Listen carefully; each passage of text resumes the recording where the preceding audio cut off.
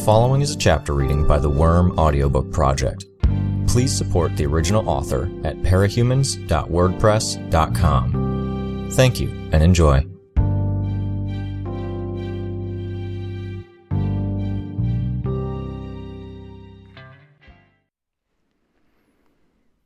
Arc 23, Interlude.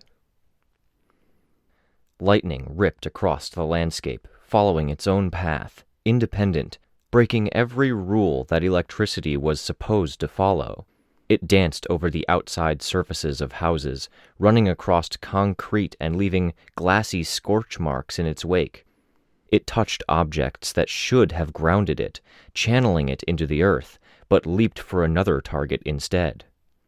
The Yangban raised their hands, already reacting. 23rd Path, 5th Benefit, Reflexes. 13th Path, 3rd Form, Force Field Constructions, Barrier. The force fields absorbed the worst of the energy. Cody was already moving to use the 36th Path to rescue anyone who'd absorbed the remnants of the shock. None. It hadn't touched them. He was among the last of them to dismiss his force field. The force fields drained their reserves of energy and weren't to stay up for too long. They'd been drilled on this. Chang Chu, 3 ordered. They mobilized. 4th Path, Shallow Flight. 9th Path, Short-Range Electromagnetism. They skated off of the little exposed metal that was available around them, car hoods and pipes, gaining speed to augment their flight. There were 42 paths in all, 42 powers. No, he corrected himself. There were 41 now that 17 was dead. More would die by the day's end. The hope, the plan, was to demonstrate the Yangban's strength, to show that they had the answer, a way to defeat the Endbringers. It wouldn't happen today, but a solid demonstration would serve to bring others on board. They hadn't been asked. The expectation was that they would give their lives for this. He would have refused. He'd dealt with an Endbringer before, and he still hadn't recovered from that chance meeting. He'd lost everything, been stripped of friends and family both. "Yangbang, Chang!" 5 called out. "Yangbang, Chang!" the group responded in chorus. Cody's voice joined theirs, quieter. His pronunciation wasn't good. In all this time with the group, he hadn't even managed to grasp the fundamentals of the language. Mispronunciation was punished, not by any reprimand, but in a subtle way. They would speak to him even less than they were now. He would get less food. Maybe for a few hours, maybe for a few days. The thought bothered him, and the degree to which it unsettled him was more disturbing still. Something so minor as that shouldn't have mattered so much to him, but it was all he had now. There was a crash of lightning, and a building collapsed directly in their path. Flames and smoke barred their path. "Shento!" 3 ordered, his voice nearly drowned out in the noise of the building settling. They were still moving forward, not even slowing. The forward group hit the barrier with localized vacuums. Individually, they were weak, but with 12 altogether, flames were quenched, smaller objects levitated into the air. Cody joined the middle group in shearing through the remaining wreckage.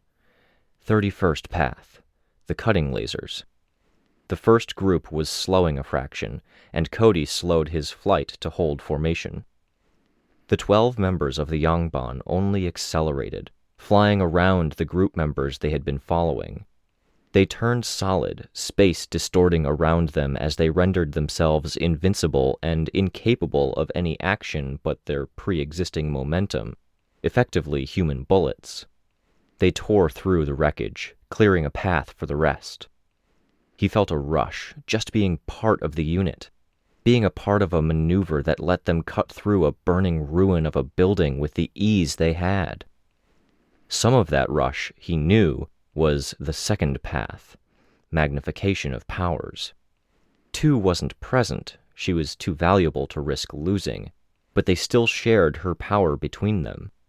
Each of them had a sliver of her ability to enhance the powers of those nearby. It was the reason their powers worked to the degree that they did, a feedback loop in power augmentation across their whole unit. There were more things feeding into his consciousness, other senses he wasn't actively tapping into. The 23rd path, it enhanced his perception, particularly his awareness of others, the threat an individual person posed, and enhanced his reflexes, particularly when dealing with people who wanted to hurt him. It was of minimal use against Behemoth, but it made him cognizant of the other members of the Yangban, aware of their breathing, the noises they made as they ran. In this way, the group subsumed him, rendered him a part of something overwhelming. For now, in the midst of this, the deep loneliness and isolation was gone. Language was almost unnecessary, beyond the 1 or 2 word commands he needed to know for particular maneuvers and directives. Zigzagging down the streets, they naturally settled back into their established rank and file. With every member of the group having access to the same pool of powers, placement in the formation was a question of experience and how expendable they were. Cody was an essential defensive asset, no use if he was taken out of action, so he rested in the middle of the group, surrounded by people who could protect him in a pinch. Rumbles marked the collapses of taller buildings as Behemoth advanced, somewhere a quarter-mile behind them. The heat was oppressive. Even as they got further away from the monster, the fire only seemed to get worse. The smoke was the worst part of it, preventing them from seeing or tracking their enemy. It meant they couldn't see more than 100 or so feet around them, and they didn't have any idea whether they were going to walk straight into the monster's path or wind up encircled by burning buildings. Their flight depended on proximity to a solid surface. It involved hovering 5 to 10 feet off the ground while moving at 50 or 60 miles an hour. They had another means of flight, but less controlled, one that risked putting them above the skyline, obvious targets for a lightning strike. Was the Behemoth smarter than he looked? Was the destruction seeded in a way that would spread? Fires started where buildings were closely packed? Cody could feel his skin prickling. His mask was filtering out the smoke, but the heat, it was getting unbearable. Jean Win, Ten said. John Win. The group echoed her, their voices strong. It was an encouragement, an affirmation. Cody didn't know what it meant. He'd been with them for an indeterminate length of time, what felt like years, but he didn't feel any closer to grasping the language than he had been on the first day. He'd had help, briefly, but that had been stopped. Every member of the group was permitted to speak freely, but virtually every utterance was vetted by the group as a whole. If, like 10, someone were to speak and others were in agreement, deeming the phrase acceptable, then the response was clear. If the statement was poorly timed or out of tune with the group's line of thinking, then it was ignored, followed only by a crushing silence. Cody had never experienced the adrenaline rush that Ten was no doubt experiencing over the simple act of getting a response from the squadron.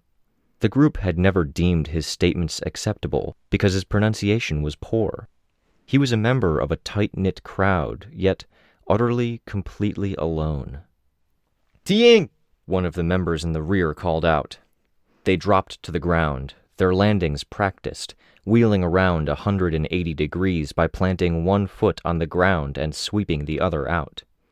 His force field was up before he even knew what the threat was. Individually weak, strong in formation, a makeshift bubble of overlapping force fields 20 feet over their heads. The glowing projectile swiftly grew in his perspective, giving him only a second to brace himself before it crashed down on the wall of force fields. The wave of heat was intense, even on the other side of the barrier. It seemed almost liquid as it spilled out over the edges. In seconds, they were surrounded in flame. The force fields sealed it off, prevented superheated air from burning them alive, but the viscosity meant it was resting against the force field. Magma? They'd drilled on abstracts, on possible situations. Attacks from any direction, attacks in various forms. He'd never really considered the ideas behind dealing with magma, but he had the tools. Being a member of the Yangban meant being constantly drilled. They took your power, all but a fraction of it, but every member of the group had that same fraction. Every member was expected to know how to use every power, to know when and to do it in unison with the rest of the squad. A small handful of individuals in the CUI hadn't been brought onto the group. Null, the cape who made the Yangban possible, was independent. He couldn't be a part of the whole. Others included Tong Ling Ta, who had a power that was too slow to use, not worth the fractional decrease in power that came with including her in the network. Xian Yu, the strategist, and Jia, the tinker that supplied the CUI with its devices, including the simulations for the drills. It was those drills and simulations that allowed him to react a precious fraction of a second faster as he responded. It kept him in sync with the others in the group as he joined half of them in letting his force field dissipate, simultaneously reaching out to apply another power. 30-second path, nullification waves. The effect was short-ranged, and he could see the shifting in the air as it extended, passed through the gaps in the force field where the magma and heated air were only just beginning to leak through minuscule gaps. The waves generated by 32 served to stabilize. It stalled things in motion, warmed up cold things, cooled down warm things. It silenced, stilled. The magma cooled with surprising rapidity, but then the power was affecting the inside at the same time it affected the outside, rather than trying to cool the outside to a degree that would extend inward. Path 32. It made him think of 32, the member, the source of that particular power. He snuck a glance at her. She was one of 4 outsiders, 4 people not native to China. She'd been his closest ally. Something more. Da po, 7 ordered. Like the others, the maneuver was a practiced one. The last force fields dropped, and the group mobilized. Odd-numbered members of the squad crouched, legs flexing, while even-numbered members, Cody included, reached out. Path 14, vacuum spheres. The odd-numbered members of the group pierced the barrier of cooled magma, and the vacuum spheres scattered the shards. Another sphere was already in the air, aimed close to them, if not at the exact same spot. Without even thinking about it, he trained a laser on it. Others were doing the same or following suit. The glob of magma, still mid-air, was separated into loose pieces, no longer as aerodynamic as it had been. It expanded, fell short, disappeared into the cityscape between them and Behemoth. Each action Cody performed as a part of the unit was validating, affirming. It was a series of small payoffs for the drills he'd gone through for over a year with smaller groups and the Yangban as a whole. The drills had been intense, with one new situation every 1 or 2 minutes, like flashcards, only they were holograms, color-coded polygons and shapes with just enough mass that they could be felt. If they failed the scenario, the offending members of the squad would be named out loud, the scenario shuffled back into the list of possibilities so it might repeat in 5 minutes or 2 hours. Cody was well aware of what they were really doing. Between the 6 hours of drills and the 12 hours of schooling that combined lectures on the CUI with traditional education, he knew why they only got 45 minutes in total to eat for their 2 daily meals, only 5 hours of rest a night, why every minute of the day was scheduled. He'd always told himself that he wouldn't be a victim, that when the time came and he was indoctrinated into a cult, he'd recognize the targeted isolation, the practice of tiring him out so he'd be more amenable to suggestion, more likely to conform. He'd told himself that he would rebel and maintain his individuality. So stupid, to pretend that he had that degree of willpower, in the face of crushing social pressure and exhaustion. It had taken him nearly 5 days after he left the basic training and joined the official team before he realized what was going on. The saddest part of it was that he was fully aware they were brainwashing him, indoctrinating him, and there was nothing he could do about it. Despite himself, despite the pride he'd once had as a person, he wanted acceptance. They were a poor surrogate, a surrogate he hated in a way, but he had nothing else. His family was a universe away. His friends had turned on him, gone mad. There was a crash, and a shockwave ripped through the area, momentarily clearing the smoke. Cody instinctively raised his force field. Behemoth was there, standing amid leveled buildings, fighting some flying capes who strafed around him. He had built up some steam, and lightning coursed over his gray flesh, illuminating him. Only 1 or 2 of the metal ships were still flying. Other craft, airborne, seemed focused on evacuating, but it was a gamble at best, as shockwaves and lightning struck them down. The smoke filled the sky once more, obscuring Cody's vision too much for him to see any further. Behemoth clapped again, then again, each collision of claw against claw serving to extend the damage 1 step further, clearing obstructions out of the way for the next. The Yongbon backed away, spreading out inadvertently. Cody could feel the benefit of the second path fading, the enhanced powers the others granted slipping from his grasp. Ta she fosh quoson, 3 said. He said something else that Cody couldn't make out, something about leaving. The group moved out, flying low to the ground, and Cody was a fraction of a second behind, pushed himself to make sure he was in formation. Radiation, 32 said, her English perfect, unaccented. It was for Cody's benefit and the benefit of the other 2 English-speaking members of the group who might not understand the more complicated words. She got glances from the other members of their squad, but continued speaking. He's using the shockwaves to spread irradiated material across the city. We're retreating, okay? Cody nodded, but couldn't bring himself to speak as the group took flight. It was unnecessary, wasn't worth it when he accounted for how the others would react and respond if he used English. 32 would be shunned for doing so. There was no need for him to join her.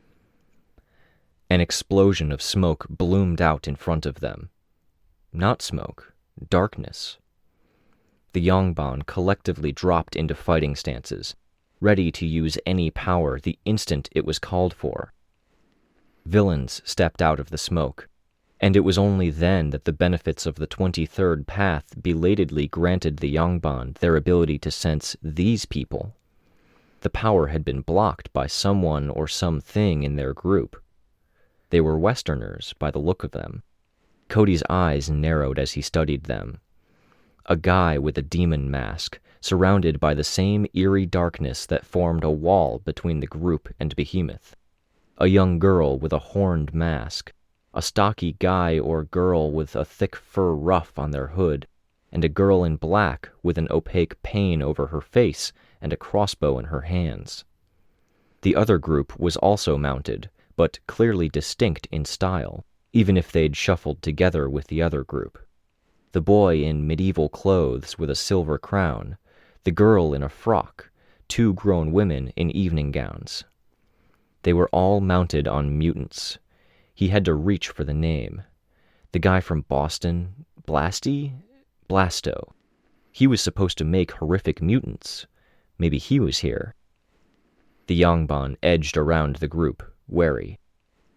Jesus, the man with the darkness shrouding him said. His power was billowing out around him, more darkness.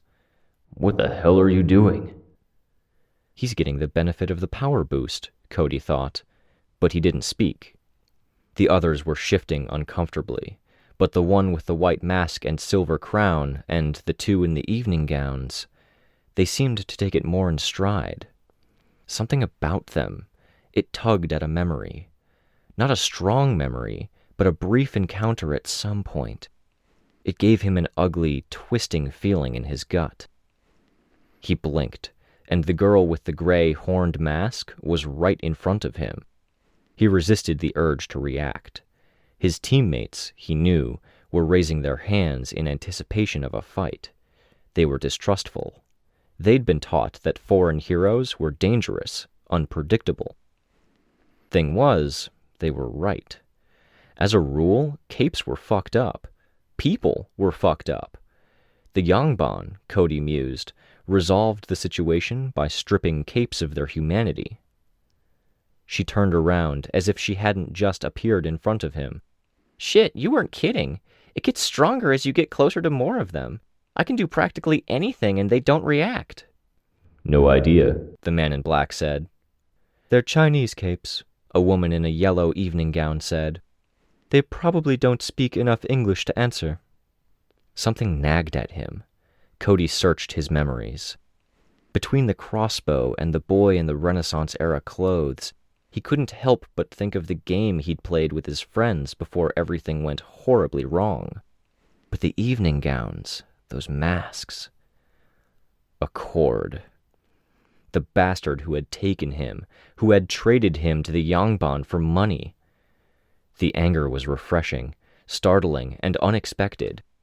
A splash of scalding water to the face, as if waking from a dream. 36! It was 32 calling. 36? The girl with the horns asked. What? It was Cody's name. His new name, rather, but he'd never quite identified by it. He turned and realized he'd dropped out of formation. Let's go, she said. He glanced back at the woman in yellow.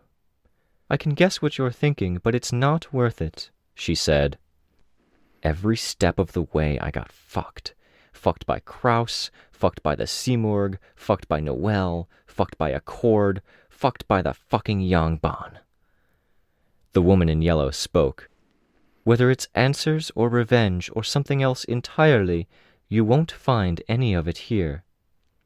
Others in her group were looking at her in surprise, or as much as one could when wearing masks. Do you know how easy it would be to kill you? Cody asked. 3 gave an order in Chinese. Incomprehensible, but Cody could guess. If you killed me, the woman in yellow said, he'd barely care, and you'd spend the rest of your life in a hole that Ziggurat made, if they didn't just paralyze you from the neck down and leave you alive to borrow your power. Ziggurat? Oh, Tong Ling Ta, the Earth Mover. She said she didn't have answers, but this... The ground shook violently. Behemoth was still active. Lightning was arcing through and around the dark clouds of smoke that were rising at the edges of the city. If it's all right, we should go, the darkness man said. Things get much worse. I'm not sure how much we can help, and I'm losing my mind waiting like this. There was a whistle from someone in the group, and they were gone, the mutant quadrupeds breaking into a run. And Cody was left standing there, staring. 3 snapped something, and 32 translated. He's saying we can send you back if... No, it's fine, Cody said. He turned and fell into formation. The disapproval was like a weight on him from all sides. He withered a little. How many weeks, months, or years would it be before he was allowed to hold a conversation with his comrades? More heroes were running by now. A group of young heroes, a cluster of religious capes with halos and crosses worked into their costumes, and a fresh wave of mechanical ships. The reinforcements had arrived. 8 said something, but the accent was too thick for Cody to make out. He'd been stirred from a delirium, a state where the days had blended into one another, where the soul-defining moment of his week might be if he were acknowledged by the other members or rebuked. It wasn't Behemoth who'd shaken him from that point. It was the woman in yellow. Anger twisted in his gut, and it wasn't going away. He found himself holding on to it, embracing it. As if it reflected the violence within Cody, the city was burning, shattered and gripped in chaos. Thousands were in the streets, running between flimsy-looking buildings crusted with signage or lying dead, struck down by shockwaves created by a monster half a mile away. Women, children. They passed injured and didn't spare a second glance. A family of 5 were caught in a ring of burning structures, and the Yangban didn't even spare a second glance. We're military, not heroes. The goal was to fight the monster, to support the Yangban and support the CUI in any way possible. 3 changed course, and the rest flew after him, setting down. Their destination was a flattened building, with a group of dead, maimed, and dying Indian capes lying in the debris. Cody exercised the 23rd path to find out what 3 surely knew already. There was nobody nearby. 3 reached down, and others around him joined in, making contact with one of the dying. It took nearly a minute to attune everything the right way, but the effect took hold, and the injured hero disappeared. 5 looked to Cody and pointed at the next one. Lowest rung on the totem pole. If I didn't think Null would rescind my powers, I'd kill you here and now. Reluctantly, still stewing with anger, he obeyed, kneeling by the body. The 42nd path, teleportation. He could see the destination in his mind's eye, like an annoying spot of light in the center of his vision, gradually getting more detailed and focused. Each person that joined his side to assist sped the process along. The wounded hero flickered and disappeared. By the time they were done, all 3 bodies had been removed. "Changchu," 3 ordered. They moved out. As they traveled, he could see the streets choked with evacuees, a virtual tide of people, rickshaws, bicycles, and cars. They'd reached bottlenecks, points where they couldn't advance and the evacuation wasn't proceeding. Was this an extension of Behemoth's strategy? The major streets were unused, either because the Endbringer could see them, unleashing waves of electricity and shockwaves to strike down anyone who tried those routes, or because buildings had been felled and they were impassable. The heroes who weren't helping with the evacuation were establishing perimeters, staggered lines of defense. Here, Indian capes were setting up turrets on high ground, guns the size of cars, drilling them into roads and rooftops. Another block over, there were civilians who weren't running. They'd gathered and were talking in low voices. They radiated a different degree of power, on par with the capes on the rooftops. The Yangban squadron slowed down as the cluster of capes grew denser, the buildings more solid and further apart. There were trees here, but the heroes were cutting them down. Each squad seemed to be executing a different plan, a different setup. What appeared to be force field fences were erected in between each group and Behemoth's estimated point of approach.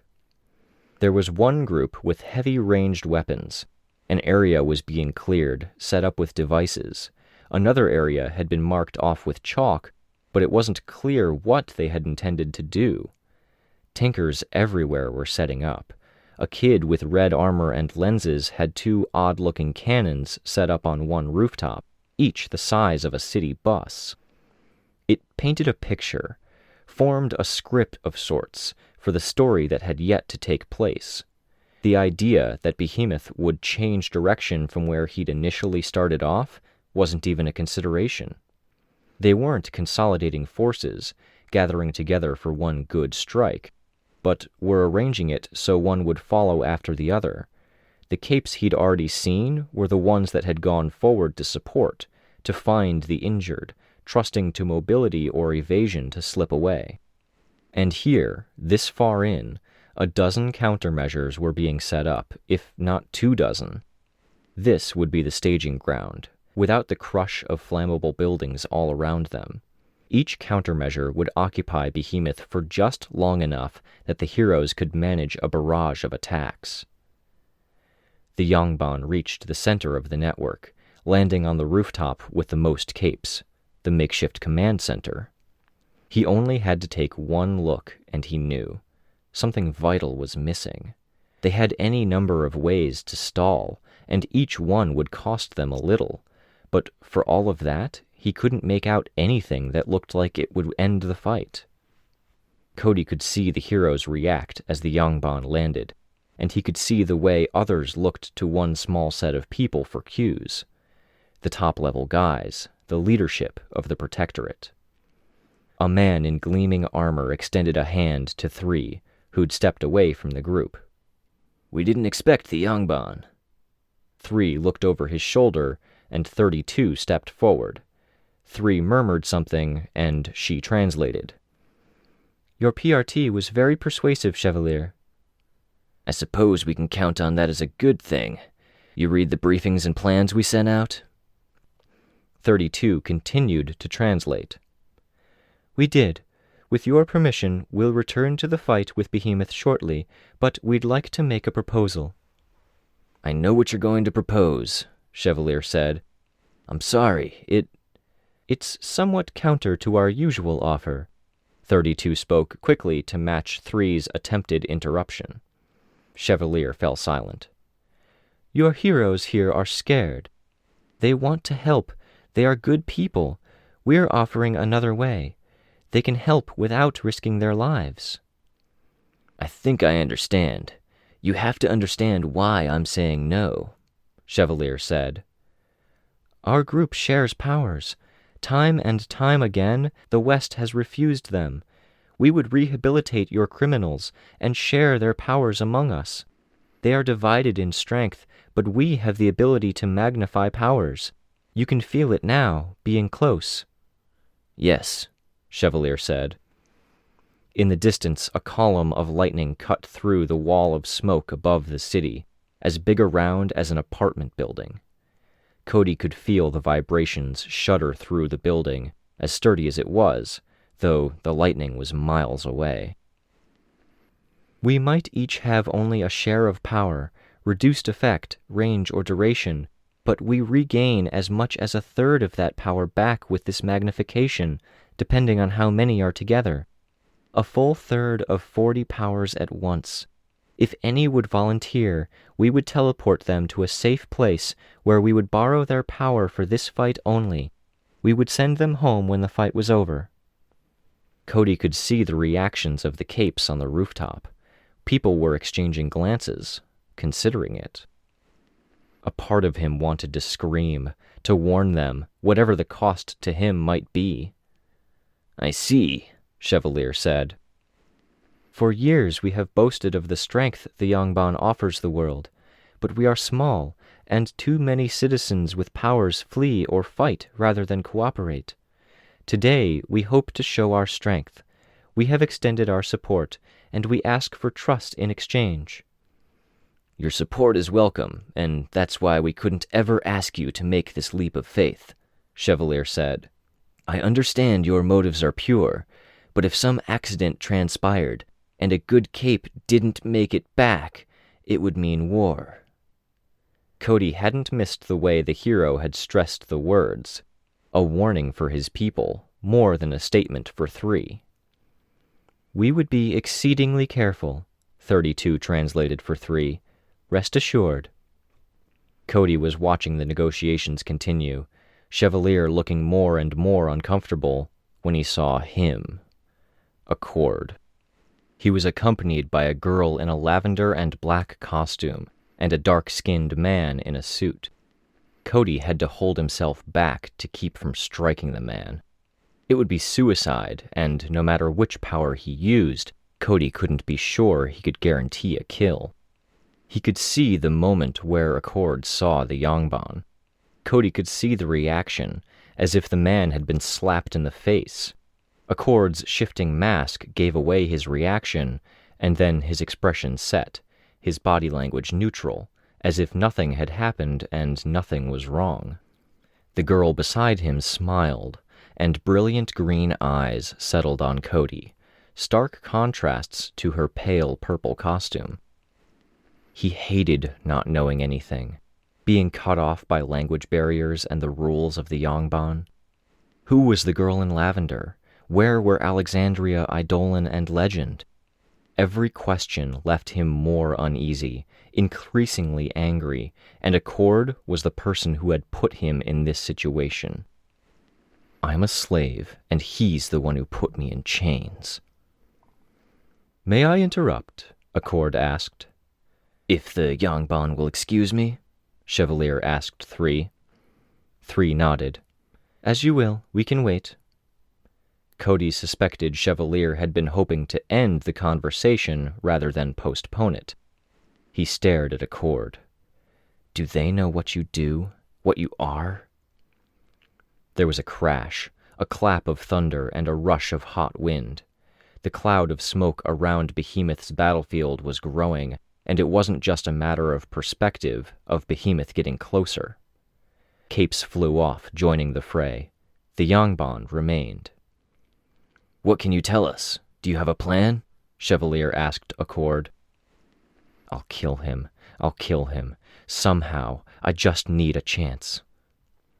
It was too much, like being asleep for months and finally waking up only to discover that the only thing inside him was rage.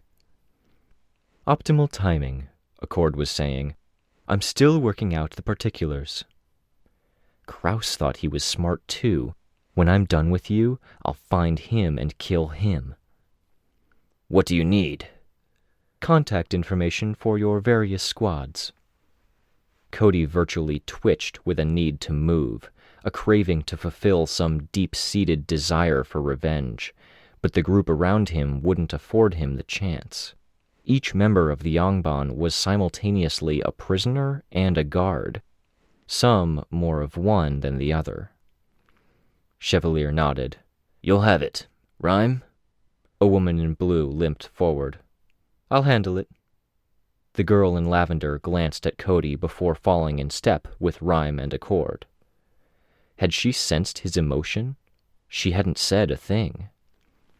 He just reached the first perimeter, someone reported. Tore through our skirmishers. Some teenagers were killed. Eidolon and Legend are fighting, but they're not in good shape. We didn't expect him to move this fast. The Triumvirate's missing a key member, Chevalier said. Our more mobile capes should move out now.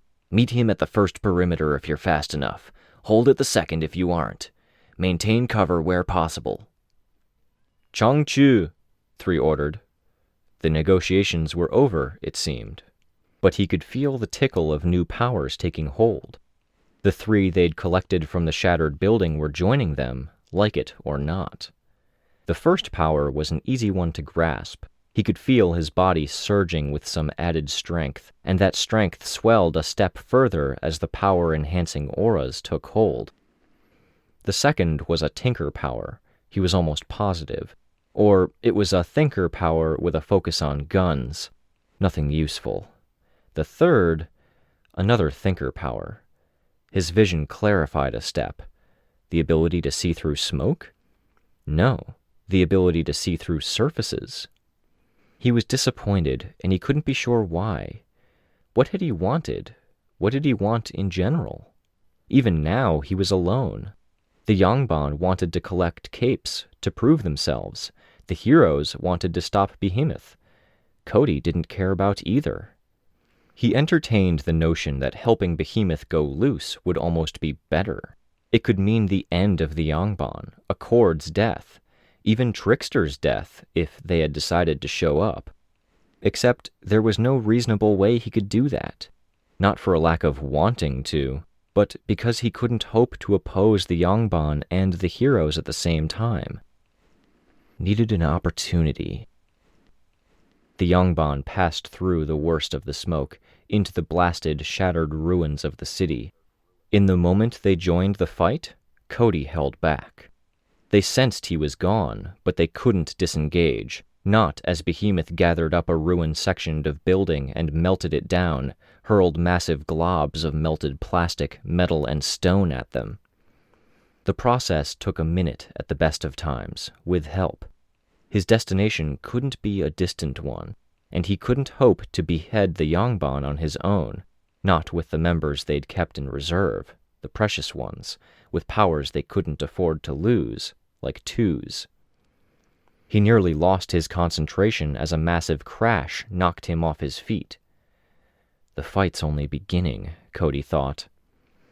The teleportation took hold, and he found himself back at the building the Yangban had just left, 3 stories down. The command center. Accord, the Lavender Girl, and Chevalier were leaning over a table with computers arranged along it, papers strewn out across the surface. It brought back memories of the moment everything had turned upside down. The computers, the interrupted tournament, finding themselves in another world. If he needed a push to act, that was it. The biggest one first. The laser didn't cut the armor. It was capable of cutting granite like a hot knife through butter, but it didn't cut the armor. Chevalier turned, drawing his sword, a 6-foot-long beast of a weapon.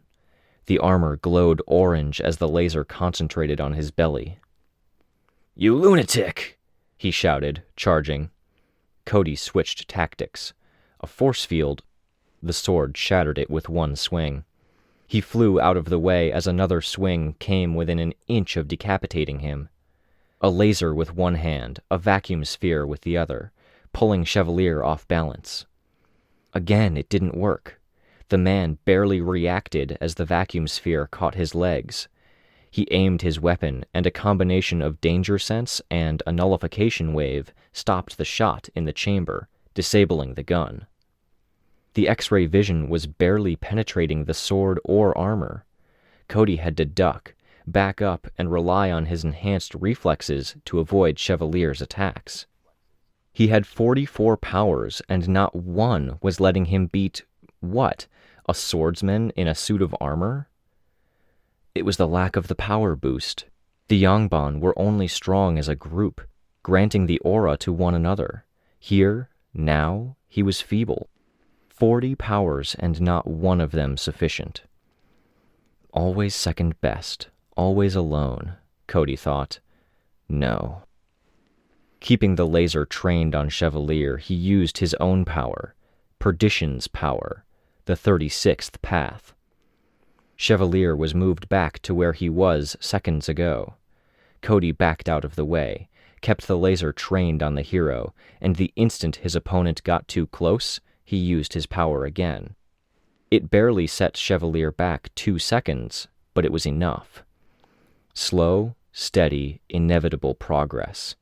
Time was one of the fundamental forces of the universe, undeniable. Accord and the girl in lavender made a sudden attempt to run to the door. Cody created a force field to bar their way. They reached for phones. He used a vacuum sphere to pull them away. It took nearly a minute to cut through Chevalier's armor, using the time reversals to effectively put the man on hold while he put some distance between them and the laser to cut. The man folded over the second the laser pierced flesh, cutting straight from the front of his stomach to his back. Obstacle gone. "Reckless," Accord said, sounding more sad than afraid. "Lunacy. I don't care what you think. I'd hoped your placement with the Yangban would temper you." Cody lashed out with the laser. Accord's right arm was lopped off. Another cut for the right leg. Accord screamed as he fell. The girl in lavender hadn't reacted, only stared down at the 2 dying men. She clicked her tongue. "He's asymmetrical in death," Cody mused. "There's a justice in that, isn't there?" "If there's irony here, it's the fact that his desire for order led to this," the girl commented. "We just lost our strategist and our field commander, so there's going to be more chaos than ever." The windows briefly rattled with the shockwave of one of Behemoth's attacks, halfway across the city. The girl said again. The anger still burned inside him, not sated in the slightest. Did I end it too quickly? Maybe I should have drawn it out more. He glanced at her. She was staring at him. "Can you use that computer to find someone? If they're here or somewhere else?" "I can," she said. "Trickster." She raised an eyebrow. "Oh, I can tell you that without looking. He bit it. Some freaky monster calling herself Noelle freaked out, made clones of him. They ate him alive. Literally. He blinked. When? A month ago, Brockton Bay. The details fit. Cody nodded slowly. He wasn't sure how to feel about that. Sorry if he was your friend. He wasn't, Cody snapped. He felt off balance. This was so unexpected. How was he even supposed to react to that? How long had it been since he'd really made a call on his own?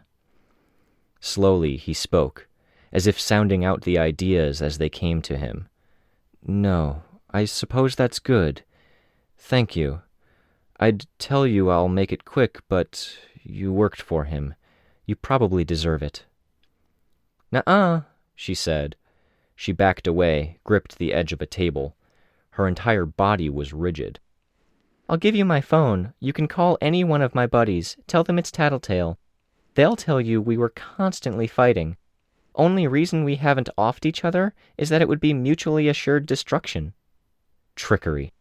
No, knowing him, knowing the kind of people he associates with, like Trickster, there's probably contingency plans. I won't fall for that. Spare me. Maybe I can salvage this mess. I mean, you've still got to live on this planet, right? We can't let Behemoth win. Not today. I'm dead anyways. Because of the Yangban. I could help. I'll figure out a way for you to escape. Hopeless as this feels, there's a way out. No. Cody shook his head. He felt so lost, so tired, so unsatisfied.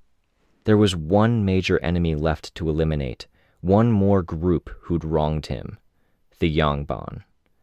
He already knew he wouldn't get any more satisfaction from it. He knew he'd likely die in the attempt. No point. Fuck, she said. There's definitely a point. Just give me a second, I'll think of it. Shit. Sucks I don't know much about you. Don't suppose you'd give me a hint? He raised a hand, pointing at her. No. Think about her. The girl who called herself Tattletale blurted out the words. What would she think? He hesitated. Her? The first person that popped into his mind was 32, the Yangban member who'd tried to teach him Chinese. They'd been close, had been friends, before the group segregated them, because they were more malleable as individuals than as a group. Members of the same team, but never given a chance to talk with one another. Always in arm's reach, never together. The second person he thought of was Noelle. His first love, the betrayer, the monster. He shook his head, which only intensified the ringing in his ears. When had that started? With the shockwaves? During the fight with Chevalier? Or before all that? Before the Yangban? Had it ever stopped? He thought of the Simurgh, thought of all of this in the context of him just being one of her pawns. His head hung. Always a pawn. Always the expendable one. Kicked off the team, traded away to Accord for the team's safety. He started to speak, then trailed off. She didn't interrupt him. Who? Which her are you talking about? Which her? Be clear. He approached Tattletale, gripping her throat, feeling the added strength of the newest additions to the Yangban. Tattletale's voice was strained. Honestly, I figured I'd toss it out there. There's bound to be someone important, and saying her gives me a 50-50 chance. I hate smartasses, he said, and he squeezed, feeling her windpipe collapse in his grip.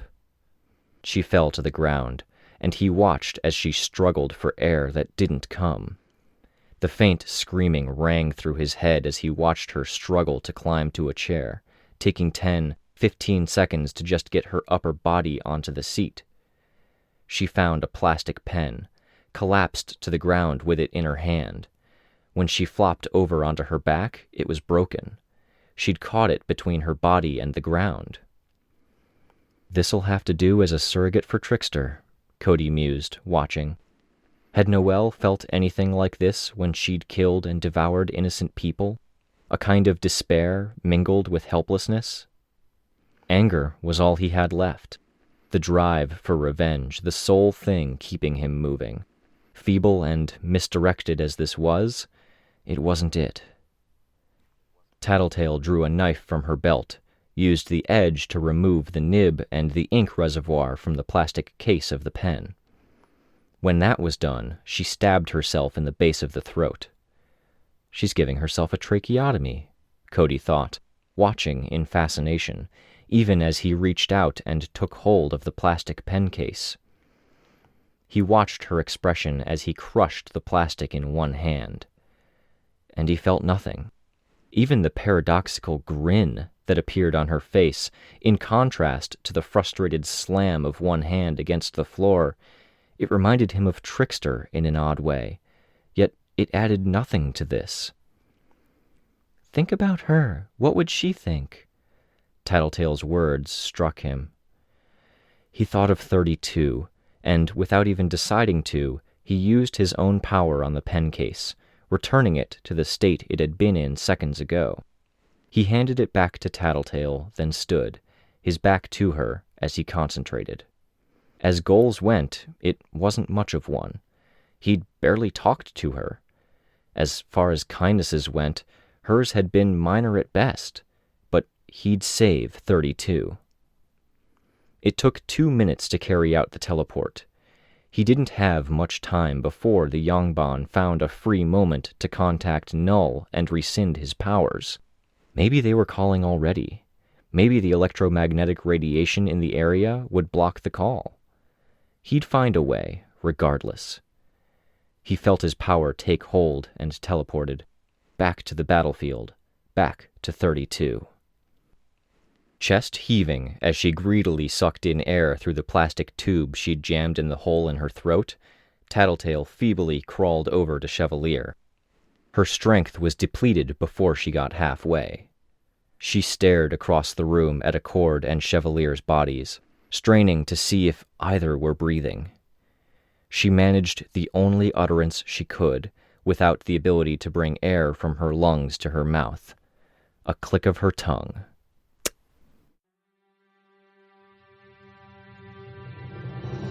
Hi, this is Rein. You just finished listening to a chapter from Arc 23, Drone, from the web serial Worm by J.C. McCrae. This production is brought to you by the Worm Audiobook Project. If you would like to know more about us or to volunteer your own services, please check us out at audioworm.rein-online.org. You can download or listen to every chapter directly from our site, or you can find us on iTunes or any podcast app under Worm Audiobook. Thank you for listening.